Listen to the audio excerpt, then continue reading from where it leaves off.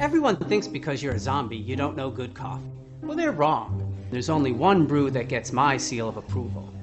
Deadly Grounds coffee is my guilty pleasure.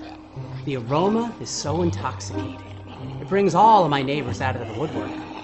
Deadly Grounds coffee. Coffee to die for and zombie approved. It's good to get a little deadly. Use the front door! Oh, they're so disgusting.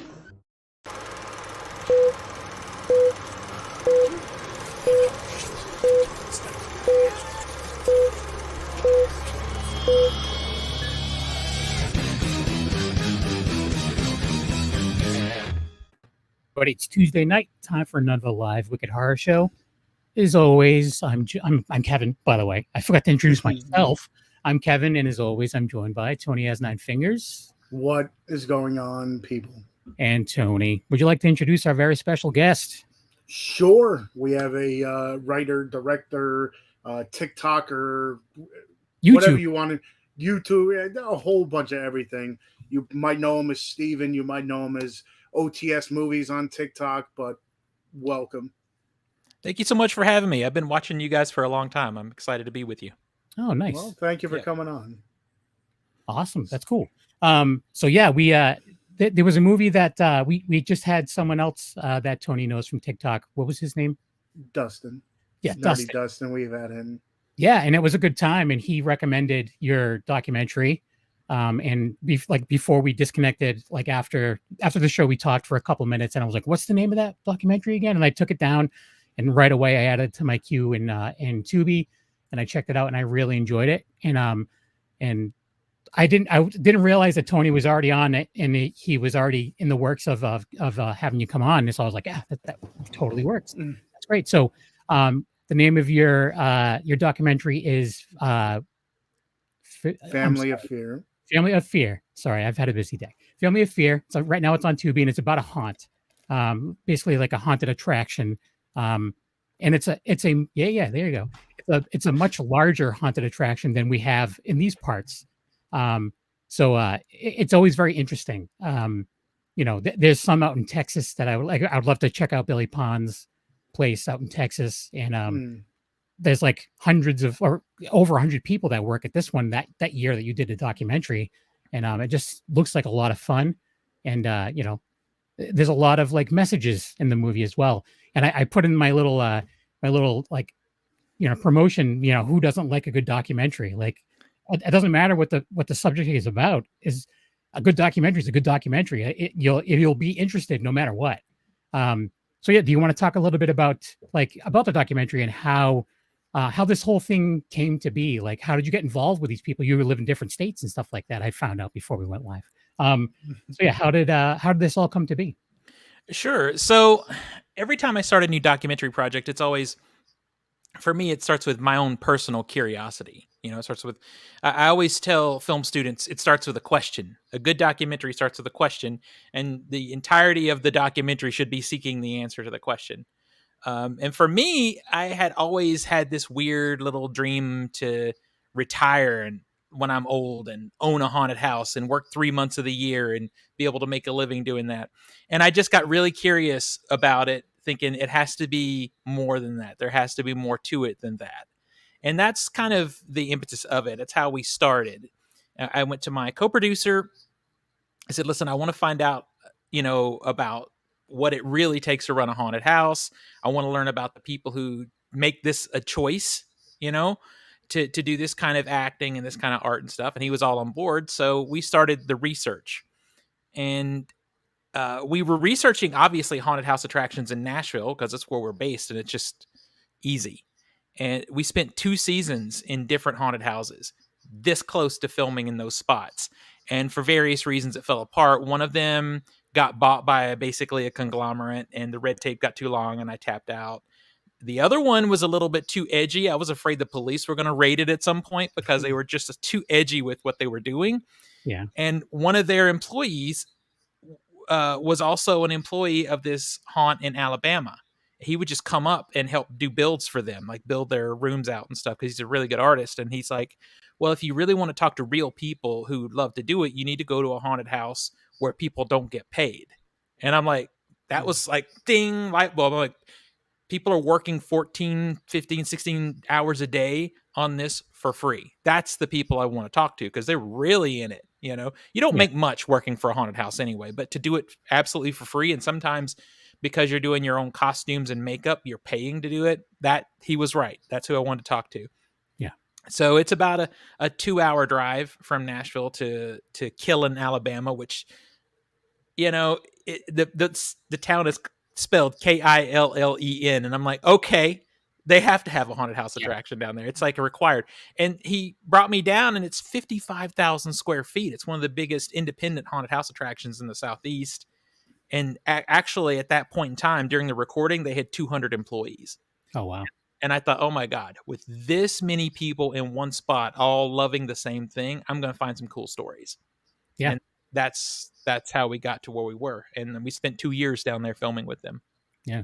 So 200 employees that are working for free as well. Yeah. There's a very few. There's security. Yeah. The security people were paid, and some of the concession stand people were paid. Yeah. Everyone else was there for free. Yeah. So Sergio's in the chat saying, hey, and Life is Pain is in the chat. We were just talking about you before we went live. And he's saying that, sup, everyone.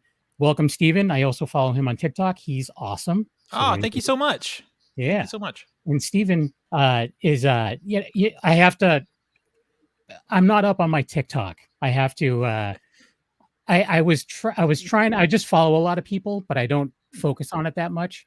Mm-hmm. I definitely don't do any videos really, but I don't know. It's a lot. I know Tony puts in a lot of his time.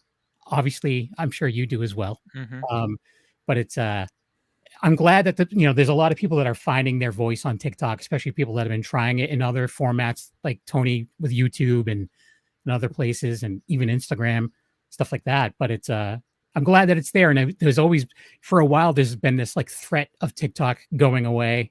Hopefully that threat is gone. Who knows? But yeah, I don't know. It seems like it's the place to be right now. So we got to figure out if we can stream to TikTok. Yeah, that's what I got a suggestion for that. Ask me after the show. I got a suggestion for you. I've been looking into the same thing.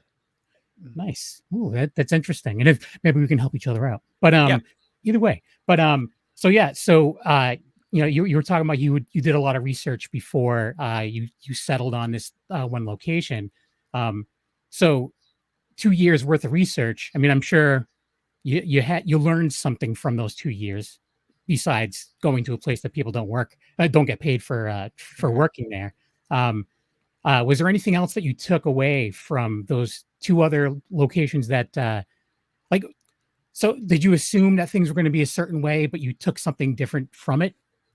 So I guess going into it, I'm a musician myself. I've played in rock bands and blues bands forever. And Nice. I just kind of roll in that art scene. It's my comfort zone. So kind of doing this movie was a crutch for me in that way, because it wasn't a challenge, because I'm like, these are my people. I love horror. I love art.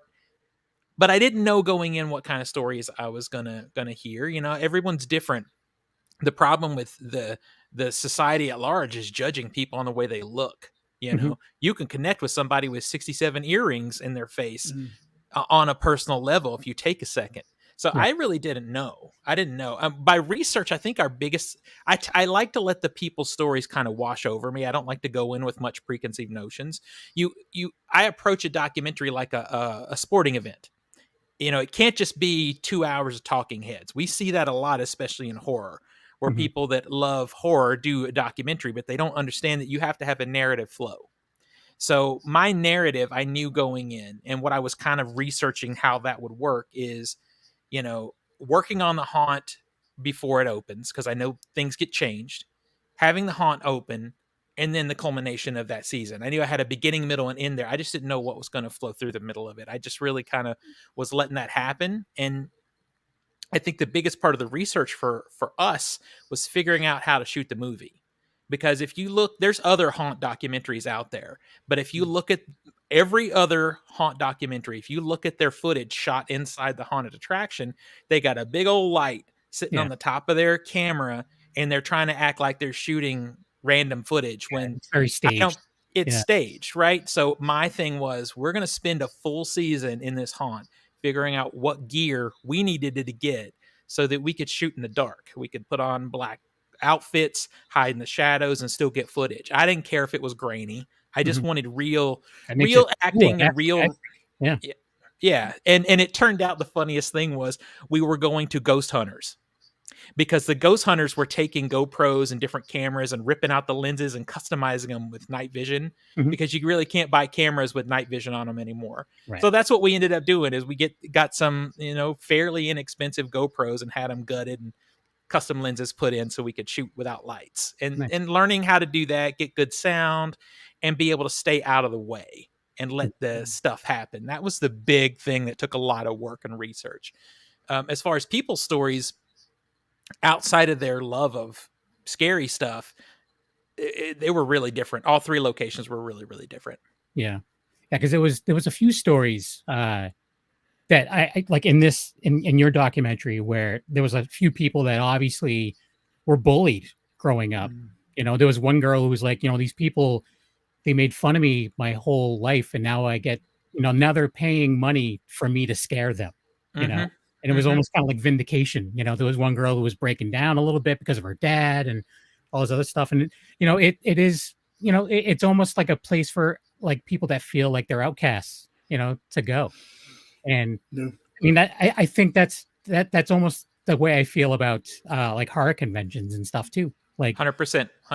It's just on a different kind of level, where we're not trying to scare each other. We're just, we walk in, we see a person that we haven't seen since last year's convention. We just run over and give them a hug or whatever. But it's like family, it's like an extended family.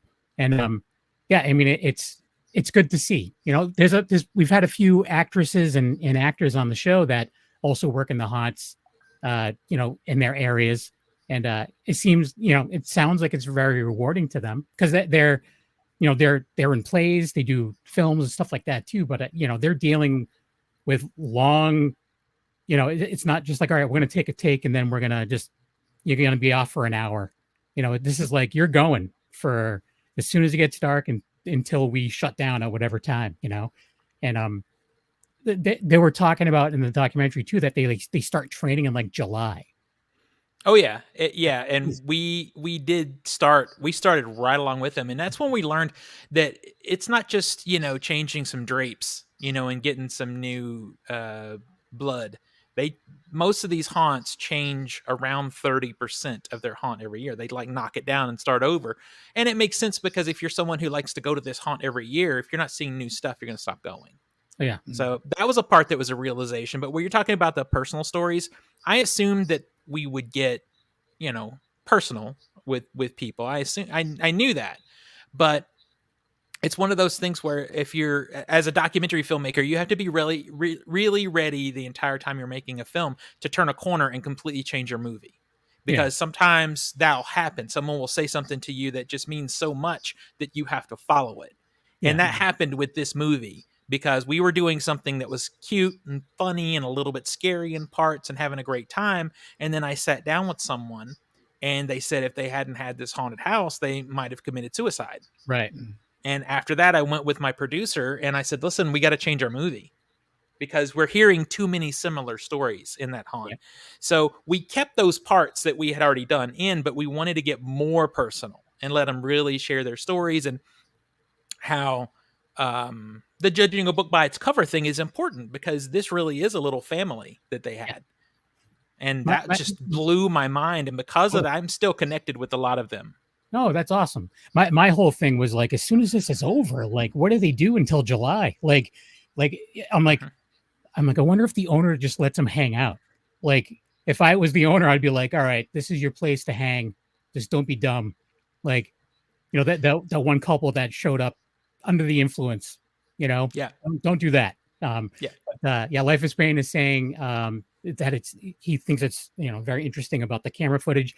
And yeah, that I was actually, back in the day, I was part of a ghost hunting, like a paranormal group, and we had to try to do the same kind of thing. And yeah, we may have messed things up, whatever. It's not cheap.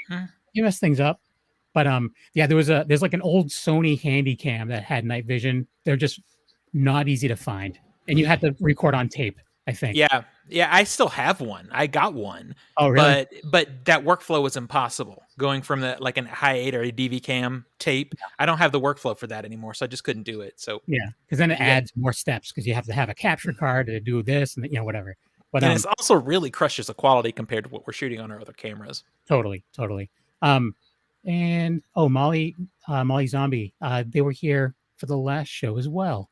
They're in Florida, and they're going to be going to that Florida horror convention that they were talking about last week. Oh, cool. Yep. I'm jealous. But yeah. So, what other kind of movies have you strictly done documentaries, or have you dabbled in other styles of films? So for feature films, I mostly do documentary. This is my third doc feature. And when you're talking to people and you talk about how long you've been in the business, and they're like, you've only done 3. Well, the thing with documentaries, each project that I've done is pretty much a minimum 2-year investment. Right. Documentary takes that long to do, A good documentary. So I've got 3 features. That's 6 years of my life right there. Yeah. That I've invested. But outside of that, every year I do the 48-hour film project, and that's kind of my outlet for narrative. And I don't know if you know what that is, but I'll just describe it really quick. What happens is in cities across, like around the world at this point, once a year you get together with filmmakers at a studio on Friday. You draw a genre of film out of a hat. You get a character assigned to you. You get a line of dialogue and a prop assigned to you. And then you go off and make a 7-minute short film in 48 hours.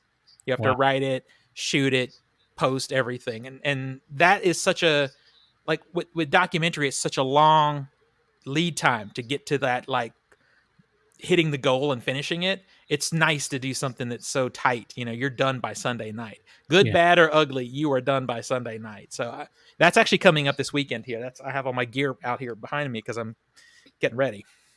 Yeah, my couple of my friends did that. They especially for people who would just want to try and start something. I mean, it'll probably be good for Angel maybe next year if he wants to. That's exactly what I was thinking. Start doing something like that. But they did like a short little zombie film, and then I don't know if it goes state by state or it all gets put into one. But they got like some kind of a little award that went with it because it was a for a weekend shoot. It was like and then I'm sure I don't know if maybe other directors or stuff come to to you guys to maybe make something like a feature long. Is that how that works too? Or most of these films are honestly toss away films that you do over a weekend. There have been a few. There's a movie. Have you guys ever heard of a feature film called Worm? About a worm that goes into people's ear and kind of like takes control of them or whatever. It's out there. Yeah, well, kind of. I always think of Star Trek. It's out there though. It did the indie circuit and all that stuff, but it started as a 48. So they did it as a 48. They really liked it and they decided to go back and expand on it and that kind of thing. But most of these are just like test your chops kind of films. Can you do it? And for me, when I have people come to me about maybe working together, I always tell them, well, let's do a 48 and see if we don't kill each other. Then maybe we could do some regular work together because a 48 is so stressful, Yeah. But yeah, that for me, it's just a way to network, meet people, do some cool stuff together, and just get that narrative bug out of my system for another year while I'm working on a doc. Yeah. So is that something that, because I've heard of those before. So is that like a program that like, or just an idea, I guess, that other states just kind of take under their wing, or is it something that it's like a registered thing throughout the country? Oh no, it's a registered thing around the world. And the way it works is if you participate and you win the best in show for your state, then all of those states go to a national competition and then a global competition, and then the winner I think goes to the Cannes Film Festival. Oh wow. It's not really in competition or anything, but they have an event there and they bring the filmmakers and stuff. Yeah. That's awesome. So Life is Pain, because there's a bit of delay from when we were talking to when the chat is, but he asked this a couple minutes ago, but he's asking, Stephen and Kevin, did you ever see anything paranormal while filming these types of locations? So did you ever, was there anything that was just weird that happened? Like, that you're just like, there's got to be an explanation for that. I don't know what it is, but there's got to be something. Oh man, so many weird things happen in a haunted house attraction, but most of it's supposed to. Yeah. I don't know Not if it's set not up. really. Yeah. The funniest thing for us though, and this is not really weird, but when we would go through before the haunt opened, we would gonna want to go in there and shoot interviews and stuff. You notice the interviews are all shot inside the haunt, and I could tell you some funny stuff about that. But I would want them to turn the lights on. Like I wanted it to look like the haunt when we go through and pick places to shoot. And when they did that, all the animatronics would be on. And you're sitting there, you're setting up a tripod and camera and setting up mics or whatever, and you accidentally step into the right zone and the animatronic would just kick in and scare the crap out of us. But nothing, I don't think we ever saw nothing like that. Yeah. So for my answer, I've experienced some things, like nothing that I would say is, dead to rights. Like, yep, that's definitely what this is. But I mean, there's some things that I don't know how to explain, like stuff with dowsing rods up in Buffalo, where eyes are closed, dowsing rods are pointed straight ahead, and where this guy was asking my friend Mark, who was holding the dowsing rods, to point out people. Like, we scattered throughout the room. He's like, all right, where's Kristen? And then the dowsing rods would point to my wife, and then like, all right, where's Kevin? Oh, wow. And it would point to and then at the end of it, he's like, Mark's been a good guy this whole time. Why don't you give him a hug? And like the dowsing rods like crossed and touched both of his shoulders. So that was interesting. Yeah. And we're just like, how does that even happen? That's crazy. But same deal. We didn't feel like that we were in any harm or anything like that. We weren't scared at all. It was just really cool. And Sergio saying hi again. What's up, Serge? So sorry, Tony, you had a question? Yeah.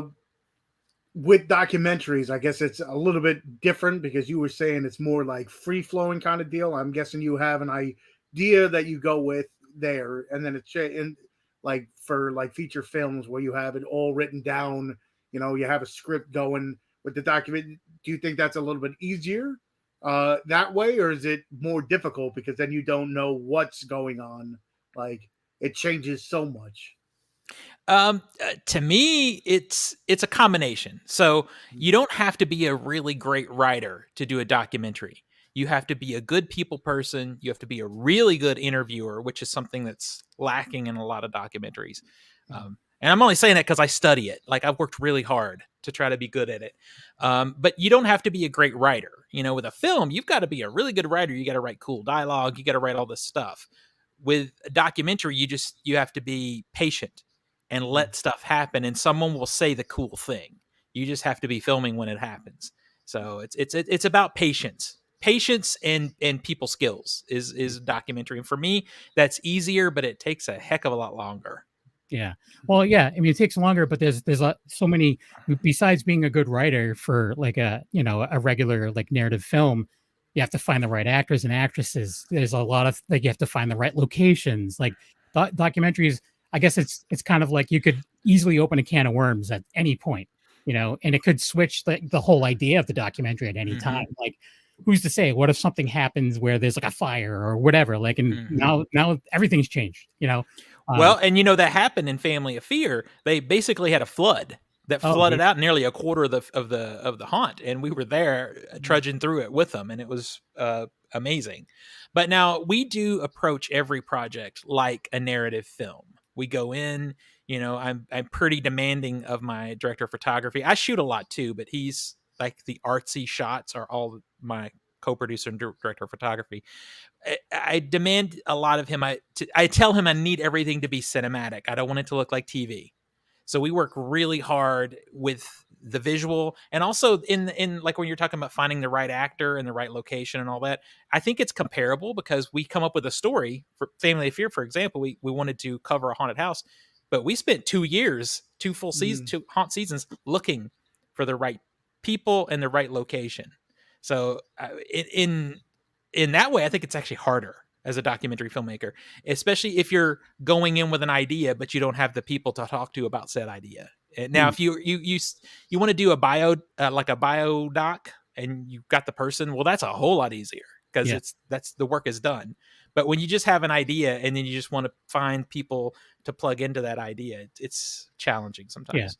Yeah, don't get me wrong. I'm not saying it's easy by any means. Oh yeah, for sure. But it's I mean, it seems like a different animal. Like it's probably, I mean, you spent a lot of time and I'm sure a lot of money, because it's time away from home, it's time doing whatever. Like, so it's there's a lot of that stuff, and I don't know how it works with the place, the actual location. Like, I know, if you're having like a narrative type movie, then it's something where you may have to pay for a location. I don't know if there's anything that was demanded of you guys to do that, or if it's just like, all right, this is for promotional purposes for you guys. It's going to make you guys, look like however you come across. So could be good, could be bad, whatever. That's also I guess could be a loaded gun as well. But that's all. Now,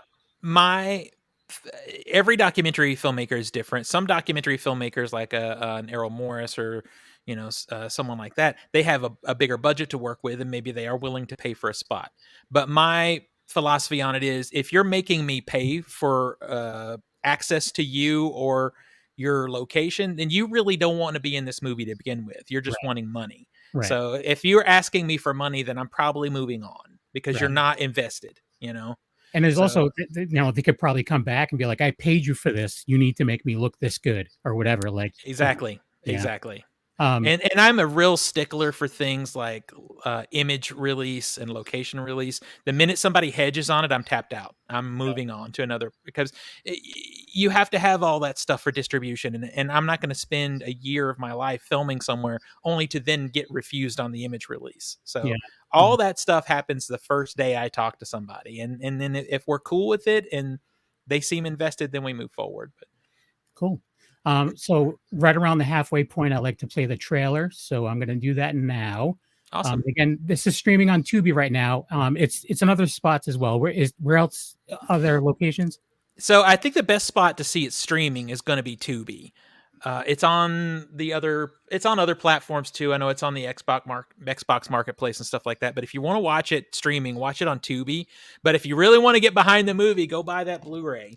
Yeah. And I'll tell you really quickly, someone asked me this on TikTok. I have no say with what they're charging for it on Amazon. All I can tell you is the problem is we are under what's called a educational distribution package. So my movie costs more because schools buy it and get rights to show it in classrooms. So I think it's like $35, $36 on Amazon. But if you really want to support it and you want to get it, then hit me up in the DMs and I can get it for you for $20. Yeah, and if you're a collector and you like quality documentaries, then I would recommend it, because it is a quality documentary. Thank you so much. Yeah. So here's the trailer for Family of Fear, and one thing I always try to push Tubi, because one guy a while back told me that he made more money off of Tubi than he ever made streaming on Amazon. So yeah, Amazon's garbage though. I totally understand that. Yeah. So I always try to push it that way. I'm like, what's watching a few ads? I'm fine with that. If the ad money goes to the creator, I'm good with that. But yeah, here we go. Here's the trailer for Family of Fear. We came in, we bought our tickets, not knowing what to expect, and the first thing I see is an actor holding another actor on a leash.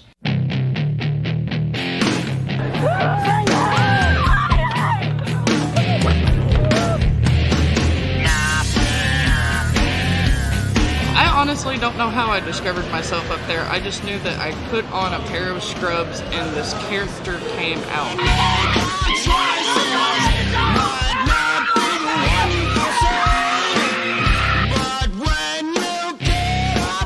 And they come down here, and then all of a sudden it's like they've changed into a different person, because for the first time in their life they feel like they're part of something. I found it so good to be able to pick on the kids that picked on me in school and then pay to get picked on by them. They're just scary. I'm scared now. Why? I don't know.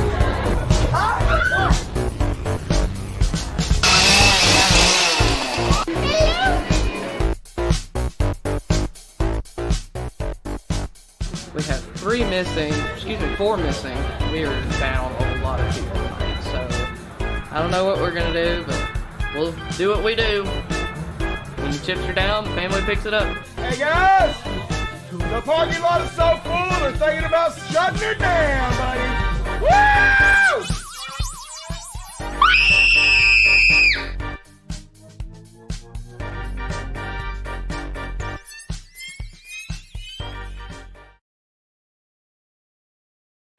There you go. If that doesn't sell it, I don't know what will.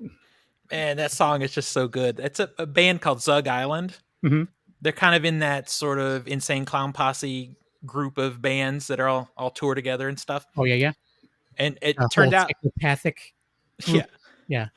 I had a friend of a friend who knew they're one of the members of the band who was actually also responsible for all the writing of their songs. And I sent them a copy of the movie and they said, "Here, take what you want." Oh, that's awesome. So we took that song. It's just so good. It's appropriate. Like haunts in general, anything I've heard from Psychopathic Records is definitely appropriate for anything like this. We do have like some cool, or we had some cool haunts around here. I'm in Central Mass, and you'd think like Salem and stuff like that. But there's one that I love in New Hampshire that it's all inside. And they theme it like it's open throughout the year, like for different holidays. So besides Halloween, they do a Krampus one and they do a Valentine's Day one. And it's because it's already like a built warehouse kind of thing. It's the same thing, but they change up the different scares and stuff like that. It was one year as you're walking through, like it's completely dark and you're touching the walls and the walls are shocking you as you're going through. Like, but you have to feel the walls to know where you're going. Wow. Yeah, I'm like, this is fantastic. And then, I love that kind of stuff. Yeah, every year after that, like every time we went there after that, they never did it again. I'm like, oh, that was the best. I want you to do it again because it's just, I was just like hearing people's reaction. But yeah, we have a couple people in the chat. So, Amy Ralphson from last week's show is back in the chat. What's up? She's the one who's working on that Florida horror convention, and she's got that zine as well. Awesome. Yeah, Sergio is saying, I saw the trailer. That's okay with me. Yeah, Sergio, I think you'd dig it because sometimes things look too scary for him. Yeah, and yeah, Life is Pain saying that the music was awesome, very Aussie-like, loved it, and To Be Here I Come looks great. I agree. And well, if you watch it on Tubi, please hit me up like on TikTok or something. Let me know what you think. Even if you didn't like it, I love to hear everything. Yeah. Constructive criticism. That's what the world is missing. You know, people are just negative for the sake of being negative and don't actually, they don't want to have a discussion. I am very here for negative comments as long as you come with receipts. Yeah. It's so common on social media for people to say, "Nah, man, it just sucks," or "It's mid." Well, I'm like, if I say something sucks, and I do a lot, I catch a lot of grief on TikTok because I'm pretty aggressive as far as film criticism. But I always give receipts, and I always end it with like, "If you like it, I'm jealous of you because I wish I liked everything." Yeah, because you'd have more fun if you liked everything. Right. I try to find something good. Like there's movies I don't like, but I'll try to find something good. Just because I don't want to be like everyone involved in this is hot garbage. Like I don't want to say that. So yeah, I try to find something good. And Amy's saying that she'll definitely check it out. And it is Florida HorrorCon. I'm just saying, Amy, if you're looking for guests, I'm just saying, maybe Steven is available. Hit me up. And then Molly's going to check it out. Florida HorrorCon. And yeah, so we're good there. Promoting the Florida HorrorCon week by week until it happens. And then on last week's show, we were talking about like getting into the independent industry and stuff. Like, what started you on the path to, okay, maybe if you love movies when you were younger, what was that? It's like, okay, now I want to actually do something with it, like start making documentaries or whatever. Okay, well, that's interesting. So when I was in college, I started out in the recording industry. Because like I told you, I was a musician and I was hardcore into music and that kind of thing. But as I was in college, I kind of found a knack for writing and I flip-flopped. I switched over to journalism. And, journalism is only a couple of short steps to documentary filmmaking. It's a lot of the tools you gain in journalism, you can really use in documentary. And I just sort of found myself falling more in love with it. I started in TV production. I worked in sales for a TV station, so I kind of began to put those pieces together, and that's where I sort of found my way into film. And now the only time I do music is I'll do music for my projects. Like if I'm doing something and there's music and I have time, you can pretty much hear me in there somewhere. And I played some music in that movie too. But yeah, that's kind of it. And documentary film is different too, as far as financing and that kind of thing. I took a real chance on my first documentary and went really into debt and just made it, because I'm a very impatient person. And for documentary filmmakers to get funding, especially if you're trying to do it through nonprofits and all this stuff, it could take years sometimes to get everything cleared and get your money. And I just took a chance and I went into debt and made the movie and did well, and took that money with the profit and then made the next movie and then the next movie. And I've kind of just, up until one thing I'm doing now, I've kind of found ways to fund it on my own. Oh, nice. That's good. I mean, but as you progress as a filmmaker and stuff like that, people will see like, okay, he's a successful, filmmaker. His documentaries are solid, and we want to invest. So that's good. And can you talk about what you are working on? Is this something that is hush hush right now? I've got 2 projects I'm actually working on right now, and I think honestly they're both a little too early for me to put it out there. One of them is in partnership with Dustin, though. I'll say that much. That's why he was talking about it. He said we're working on. Yeah, and the thing that Dustin and I are doing, I'll just say that you guys will like it. Nice. But and the other one is something that is a little bit more traditional documentary. I love to work in the art place, like whether it's with musicians or artists or actors or whatever. The other project is more of a traditional current event kind of documentary. So it's a really uncomfortable spot for me, but I like it because it's pushing me. Nice. And hopefully I'll be able to put stuff out by the end of the year on those 2 things. We'll see. Nice. Amy, just real quick, she's I love a good haunt and I love a good documentary. I agree. And actually the movie that Amy's in is called Harlow's Haunt. So, don't forget. Oh, wow. That. Yeah. So you said you're a musician. What did you play? Are you like multiple instruments, or is there a specific instrument that you focus on? Oh, no. I just play guitar. Oh, nice. I'm a bass player myself. Oh, cool. Yeah. I've been playing for way too long. But one of my biggest yay, I did it was I got music in a Trauma movie. Oh, that's awesome. Well, growing up watching Trauma, I was just like, hey, there's a Trauma movie and my band's in the credits. That's amazing. I love it. So with family, it was already out, but that's okay. Oh, of course, that's Lloyd. He probably didn't want to pay you, so he's like, "Let me just do it." The director, they're like, "All right, give me all the releases you have." And then, That's awesome. Yeah, I'm fine with it though. Lloyd can take whatever he wants. I don't care. But it's true. Lloyd's awesome though. Yeah. So with Family of Fear, it's there's a song by the band Hailstorm called "Here's to Us." I don't know if you guys know this song. Yep. Well, they play that at the end of the night after they've had done their haunt and everybody's stripping down their makeup and everything. It's just something that they kind of play in the haunt every night. So I really wanted that song, and I spent a lot of time chasing it. And finally, I found that Lizzie Hale, the singer for Hailstorm, wrote that song with 2 songwriters in Nashville, which was amazing for me because I chased them down. And I got rights to the song for the movie. And I was so hyped for it. I'm like, this is amazing, because this is a Grammy-nominated band at this point. And we just got them to give it to us because they liked the movie. Well, the problem was they didn't own all the rights to it. So the publisher and the record label were like, you can have the rights to it for screening purposes. Like we were about to go to film festival, and they were like, you can screen it, but if you get distribution, you've got to come back to us and talk about it. And I was like, well, crap. So we put the movie out at film festivals, has a song in it, sounds amazing. It was at the end of the movie where, the last time you see him kind of taking off makeup and stuff. Then we got distribution, and we had back and forth with them and whatever. And we were on a deadline with our distributor because they wanted it out by Halloween, obviously. So right at the last minute, the record label comes back and asks for an astronomical amount of money. They're like, fine, you can have it, do what you want with it, but it's a lot of money. Yeah. It's the entire budget of the movie, essentially. It's like comparable to what I spent for 2 years making the movie. And I'm like, no, I can't do it. So I took the song out, but then my distributor's like, I don't care. We have to have your master in 3 days.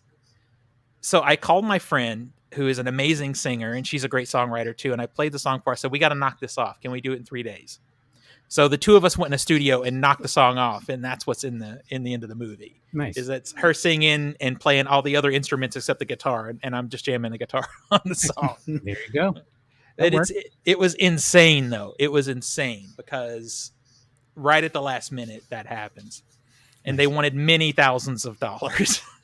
Yeah, and that's the that's the one thing that doing this podcast, you learn so much stuff that your normal viewer have no idea what goes into making everything. So that's why all these in quote unquote critics that are just like, oh, it's the stupidest thing. It's like, do you realize what does go in behind the scenes of certain movies and how crazy it is to just make a movie?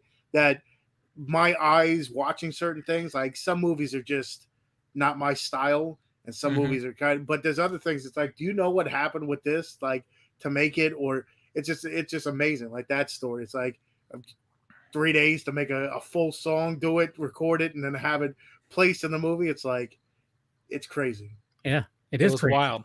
Yeah, it is pretty crazy. Like it's, especially like if you're doing a parody of a song, like you want it to sound enough like it, but not too much like it, because you don't want to get sued at the same time. Like, they didn't want to pay us for it, but they ripped us off, so we're going to sue them for twice now. It's exactly. Yeah, exactly. Life is Pain is asking me the name of my band. It's called Paco with a K, but we're extremely lazy. Our album came out in 2005. That's what I have a barcode tattooed on my arm. That's what the barcode is for. And it's not on Spotify because, why would it? What the heck? Yeah. Don't yell at me for it. I'm not the guy who was in charge of that, but I should be, apparently. So if you want Life is Pain, I'll shoot you a message privately on YouTube, and I will get your email address, and I'll shoot you like a Dropbox or a Google Drive file that has everything in it, so you can check it out. Yeah, that's awesome. Yeah. Those days are over. I'm old now. Hooray. I don't know. Do you think you're going to ever go more into the, are you going to keep focusing on documentaries primarily, or are you going to eventually start doing more narrative stuff, like feature narrative stuff? I have one feature narrative thing that I want to do.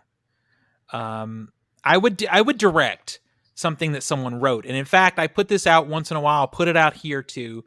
Is my dream is really to do probably totally the wrong audience for this, but this is what I want to do narratively. I want to do a small 2-3 character feature film that I can really dig in and just focus on the characters and the acting. I don't want a bunch of special effects. I don't want all this stuff. Like, have you ever seen William Friedkin's movie Bug? Yes. Like that. It's a single location film with primarily 2 characters for the majority of the time, and it's just character. I would do a feature like that if someone came to me with a script. I'm not the writer for that, and I know it. And I think that's a hard thing for a lot of people to learn, is because you can do a little bit of everything. You should really focus on the thing you're really great at and find other people. So I would do that. And then I did write a book a number of years ago based off a really terrible nightmare I had. And I would do that. I would do that horror movie, but I don't know if either of those are ever going to happen. I think the more possible thing that's going to happen is one of the things I'm working on could be pitched into a series, like a streaming type of series, and I could show run. I would like to do that. Really. I would like to take the documentary to a longer form and show run something for about 6 or 8 episodes. That's awesome. That's most of the stuff I watch. Like if I bother to put on Netflix, because I watch like Shudder more than I watch Netflix, but if I bother to put on Netflix, it's usually like a docu-series or something, because they're done so well. Mhm. But this is always kind of a loaded question. I usually ask people if they have a favorite horror movie, but do you have a favorite documentary? Is there a Oh, documentary 100%. that 100% affected I you? do. Yeah. What's that? It's called American Movie. Okay. And it's out there to find. It was made in the late '90s. It's a documentary about two buddies, like two just like people, are kind of like people that we would know. Mhm. Two guys. One of them had a dream to make a short film and shoot it on film. He had this dream, and this documentarian followed him for 10 years till he finally got the movie made. Oh wow. And it's like an inspirational type of thing for me. So when I'm working on a doc and I'm hitting some walls and having trouble, because you always do, I put that movie in and watch it, and I'm like, this guy took 10 years to make a 10-minute short. What am I bitching about? Get back to work. And that's it's so good. It's really funny. It's a good buddy story. I recommend anybody who just wants a good buddy story to watch American Movie. It's really Nice. good. I've definitely heard of it. I've never seen it though. But that was like that. What we have a few, like end of last year, I think the Siegfried's Brain or whatever. That was like 20 years in the making. It's like they started it, couldn't get the funding, but then as they were getting older, they're like, someone passed or something, and they couldn't. Yeah. So that, but then they picked it up years later, and it was awesome. The movie was good. But yeah. So for documentaries, for me, like dealing with depression most of my life, whenever I felt really, really down and like that I was just like a mess up or whatever, I would put in Crumb. And Crumb is so good. Yeah, but it would be like, wow, no matter how effed up I think I am, I'm not them. Like that. That's something that I would just be like, wow, like for such a talented dude, like his whole family is just a mess. Like this is crazy. Like, but it's such a great documentary. I would recommend it. It's a mess. It's really good. Yeah, but it's on. I think it's on Criterion also. If you're a physical media nerd. Yeah, I have the Criterion Blu-ray. That was like one of the first Criterion Blu-rays I bought, I think, because I have some Criterion DVDs. But then when I was taking the leap to, all right, I better start switching these over to Blu-ray, whatever. So for people, a lot of people like associate documentary with like the true crime things. Mm-hmm. And I think in the early days it was, but the true crime thing is so formula now, and most of it is so scripted that those aren't documentaries anymore. They're really, really scripted. If you like true crime and you want an actual documentary, I recommend two things. I recommend Paradise Lost. Mm-hmm. That's a good true crime actual documentary. And there's a sequel that's okay, but the first one's really good. And there's a mini that was on Sundance Channel or something many years ago called The Staircase. Those are two really good true crime things that are still docs, and they're so good. That's I have to take note of that. Whenever we have your TikTok people on, Tony, they always offer good options. So I have to write those down before we after the show and before we say goodbye. But yeah, that's great. So, Tony, I don't know if you're much of a doc guy, but is there any that you enjoy? I mean, it's the thing is too that I think that's really good about documentaries. I think you can find one for anything that you're into. Like I'm into wrestling. So like one of my favorites is the resurrection of Jake the Snake Roberts. So when I was growing up, that's all I watched. So DDP, yoga brought him in and changed his whole life around. Then like they have I Am Chris Farley, which I was a huge Chris Farley fan. So I have that one. One's called I Am Santa Claus, which is Mick Foley, and he goes around with I think it's like four or five guys that do the Santa. Yeah. So he follows them for like. Go ahead. Have you watched Beyond the Mat? Beyond the Mat, yes, that was like so good. I don't even care for wrestling that much, and I love Beyond the Mat. It's just a great story. I'm the same boat, yeah, and it's like just that's the one where they show like when he like was on the top of the cage and went through, and that's that one, right? Because seeing his family's reaction when like his tooth was coming through his mustache kind of deal, I'm like, oh my god, this is so brutal.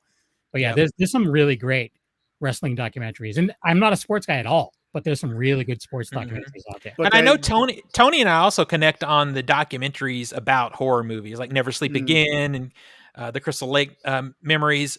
I don't think as far as formatted narrative documentaries, those are very good. But as far as documentaries for fans of those franchises, they're fantastic. Yeah. I love them.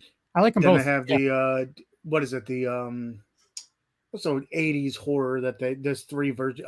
Into Darkness. Yeah. I haven't seen where those. it's like, it's like they have 3 of them now. Now I think they're going into the 90s, but it's just documentaries about all 80s horror, and there's like they break it down. It's 3 continuous. Well, I mean, I think if you watch them all, it's like 11 hours of documentaries all about 80s, and they're talking to different actors and actresses from it, or people from different walks of life, more celebrities than anything. Mm-hmm. But those are pretty interesting for sure. All right. Life is Pain is saying that he met Mick Foley, aka Mankind, such an awesome guy. Fun story. I used to work for a store for TJX, which is TJ Maxx Marshall's Home Goods. I used to work for AJ Wright, and he was at the store opening of the AJ Wright in Fitchburg, Massachusetts, and we lost all of our socks that day. Like some people just came in and they were just ripping open socks to have him sign a sock, and Oh my God, they were all stolen. So yeah, that was good times. And also the Santa Claus stuff. He's obviously a huge Santa guy, and he goes to Santa's Village like every year for like an extended period of time, and that's like the next state over from me. It's go as a kid. I used to go to Santa's Village like every year. It's pretty great if you're ever up in the North Conway area of New Hampshire. Check out Storyland and Santa's Village. It's up in that area. I don't know the exact town. Clark's Trading Post. It's all like the same kind of old school weird shit. Sorry, I love it.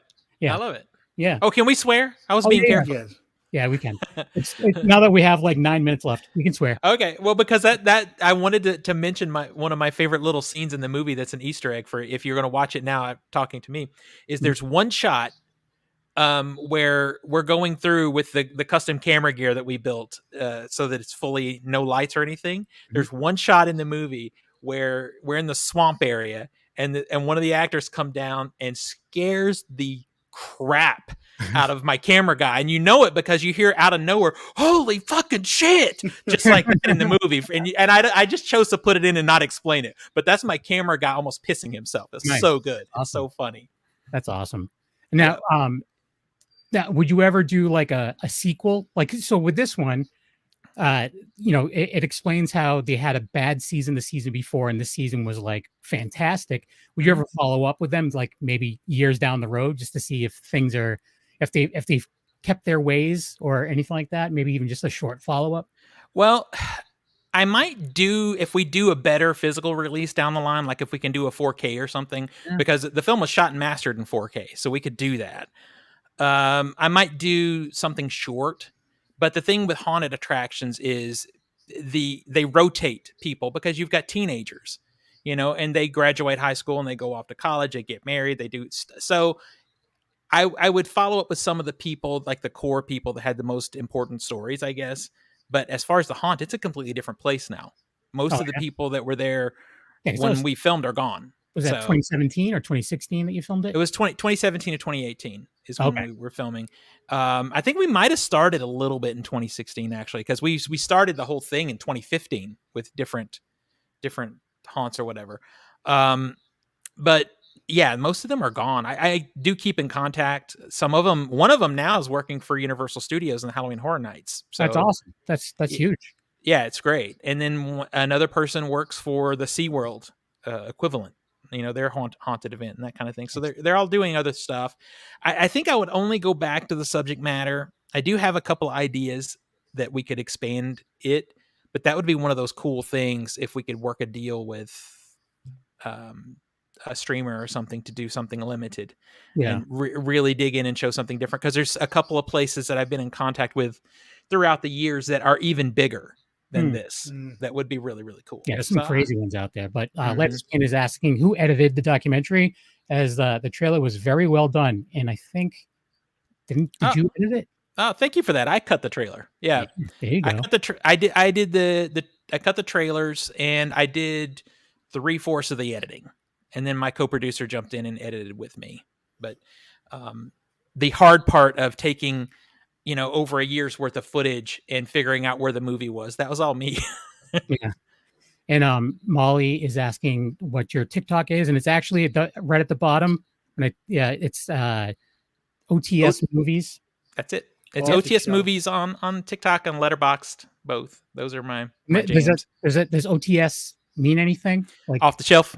Oh, Yeah. I was like, maybe his middle name is Otis. No, just off the shelf because it's so much like Tony, like you guys, a lot of physical media stuff, and then I'm off the shelf movie night on YouTube still. I think I have the OTS nickname now because they did that whole like short thing or whatever. But yeah, I love TikTok because I spend most of my day hardcore editing.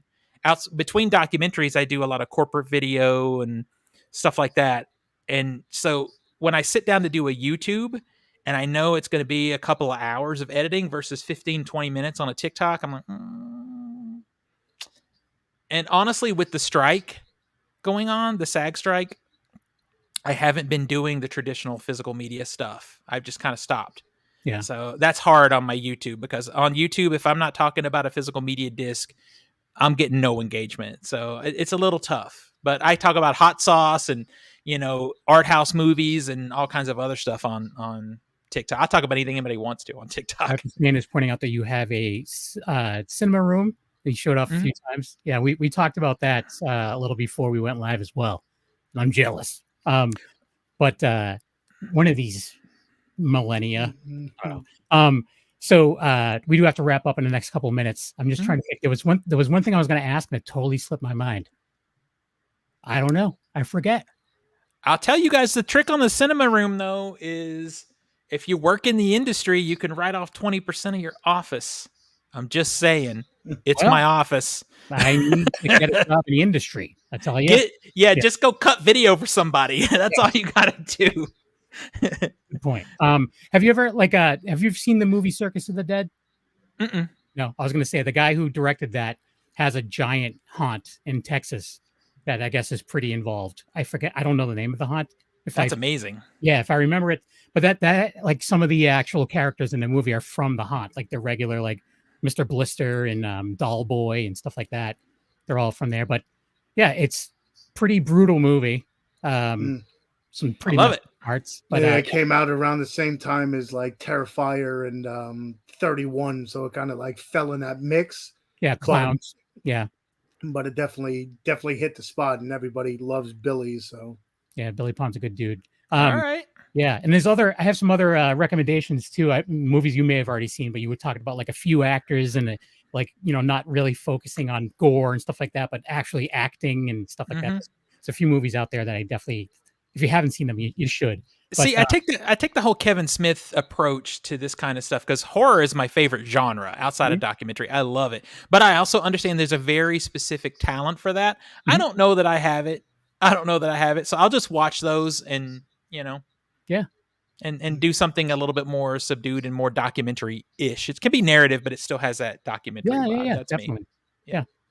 Yeah. I'll watch anything. I tend to steer my way towards horror, but I'll watch anything. Actually, I went up to Buffalo for a film fest years ago, and one of my favorite movies that played the film fest was a documentary about quilting squares that get painted on the side of barns. Oh, I love it. I would watch that. That just seems weird enough that it would get my attention. I'd watch that. It was done so well. Like it was just done very well. I don't remember the name of it, but it was done very well. So I remember one of my favorite was a documentary about Bigfoot. Oh, I'd watch that too. In fact, I've probably seen a couple of documentaries about Bigfoot. I think it's just called Bigfoot. It was an A&E documentary from like the early 2000s. And I actually bought, usually I'll just watch them on Netflix or whatever, but that one I actually bought the physical copy because I'm like, I'm going to watch this over and over again because I found it so interesting. So. And it's also, for me, movies like that are kind of fun to have physical too, because it's fun to share with people. And I just rather pull it out, put it in my player and that kind of thing. And there's just some movies that like they have a special spot. So it's like, if I can get it on physical, I just want to have it. Like it's I could buy a copy of Irreversible. I'm not watching that every year, but when the right person comes in my house, I'm about to mess you up. We're gonna watch Irreversible, and it's right for there. Me, I was just like the second I saw that you could actually get Tarzan: The Legend of Greystoke on physical. I was just like, all right, that was a part of my childhood. I'm all about. There you go. Yeah, there you go. So we do have to wrap up now, but where besides, and we've already plugged it a few times, where can people follow you? Like your TikTok, Instagram, all that stuff. Yeah, so the best places to follow me, obviously, is TikTok. It's OTS Movies. Letterbox in OTS Movies also. And one thing I'm doing, I don't know if Tony mentioned this to you, but I'm doing a Pushing 150 project. I'm trying to see 150 movies in the theater this year. So you can follow that on Letterbox and on TikTok. I kind of have to work my way around because, like I said, I'm abiding the strike pretty hardcore because it's parallel to what I do. So I'm trying not to make anybody mad. But I'm doing that. You can follow my Instagram. It's Off the Shelf Movies, but honestly, everything that's on Instagram is a repost of what was on TikTok. So that's where you really want to go is TikTok, OTS Movies, or Letterboxd. Yeah. Nice. Oh, well, follow me. We're on YouTube. Follow the YouTube channel. I did post a video today asking for suggestions on what I can do that's not going to break the strike and still provide content on YouTube. Nice. So I'm looking for help with that. Yeah, your YouTube link and your TikTok link I believe, are both in the show notes. So If you just look at the show notes, the links are right there. So yeah, Tony, what about yourself? You can find me at Tony Has Nine Fingers on YouTube, where I do movie reviews, unboxings, anything movie related you'll find on there. I kind of moved my whole, all that to TikTok. So, but Tony Has Nine Fingers on X now, which I hardly ever use. Tony's has Nine Fingers on TikTok, which is my, go-to spot where I'm doing lives or showing off the collection or whatever. And then Tony has Tony's Movies on Instagram, where I show off the movies behind me.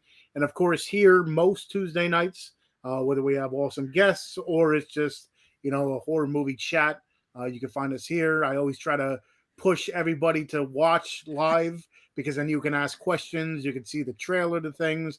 I mean, listening to the audio is one thing, but watching it live is another.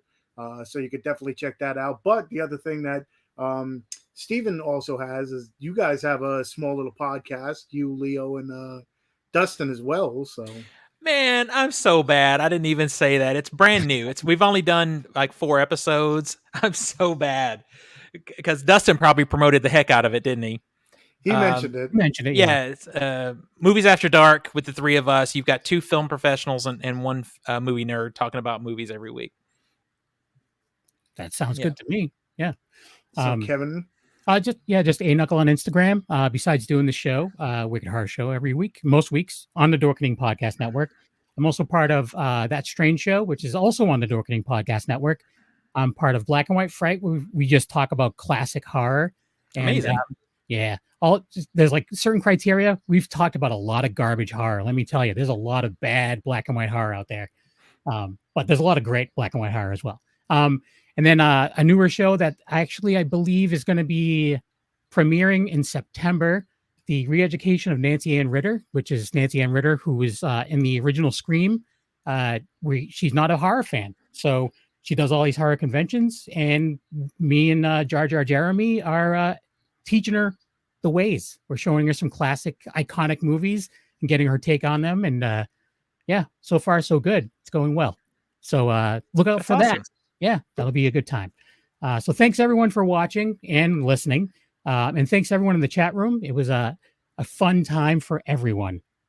Right? All right, cool. Thanks again, and we'll see you next time. Bye.